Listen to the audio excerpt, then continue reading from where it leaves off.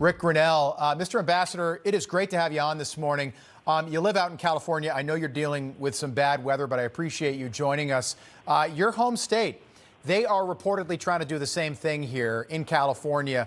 And these two states, what do they have in common? Well, they're both almost entirely run by Democrats. Rick, how is this not political? Well, I think everybody sees that it's very political. This is, I think, a real problem for the United States.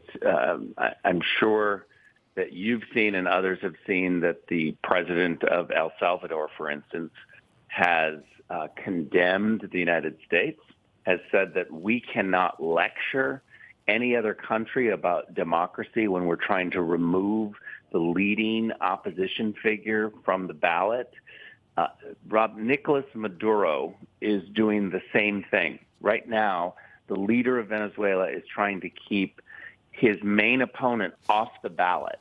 Joe Biden and Nicolas Maduro are doing the same thing. I was glad to see Senator Rubio call this out and say, when this happens in other countries, we usually criticize it. This is exactly true. I've worked at the State Department for 12 years. And when we see this happen in other countries, when dictators make a move to keep their political rival who could beat them come up against a ballot criteria or some sort of criteria, they manipulate the rules and kick them off the ballot. This is exactly what the Lieutenant Governor of California is doing. She's running for governor. She's running for governor actually 2.5 years early. And everything she does right now is political. Then we've seen this in Colorado. I'm confident, though, that the Supreme Court is going to step in and really crush this ridiculousness. Yeah, we'll see. They don't have to, but they're going to have to finally show their cards as it relates to Donald Trump. By the way, the president of El Salvador also tweeted that Joe Biden was a fascist, which is pretty shocking.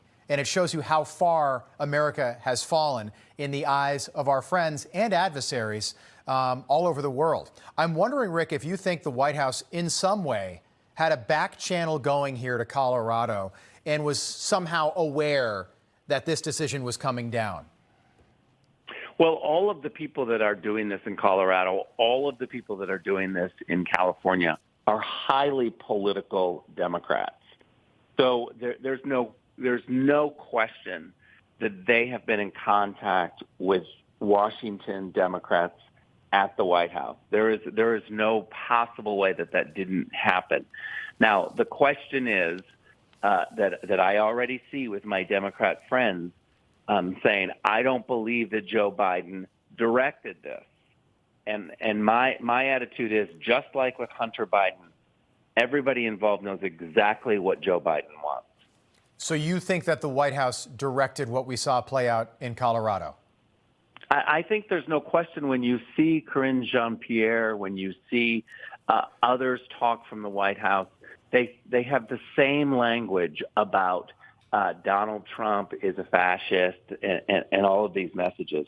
Look, we had a situation where the Biden-Harris campaign just compared Donald Trump to Hitler. Now think about that. Hitler to minimize the Holocaust and to minimize Hitler by comparing him to anything, really, is so offensive, so un-American, but it's happening. It's happening constantly. Rob, just yesterday, the State Department issued a condemnation to Hungary, the leader of Hungary, and said, we condemn this new rule that you have, which will go after the citizens who don't agree with the government. And I thought, well, mirror, mirror on the wall there, Joe Biden. This is exactly what you're doing. You are acting like a dictator, and yet you are looking around the world and pretending like other people are doing something unique. They're following Joe Biden. Think about the timing here. You know, a day after Joe Biden, a poll comes out and puts his approval rating at 34%. This happens to Trump on Tuesday, just a couple days before Christmas, a week before the first of the year, when people really aren't paying attention to the news because they're focused, as they should be, on their family and friends.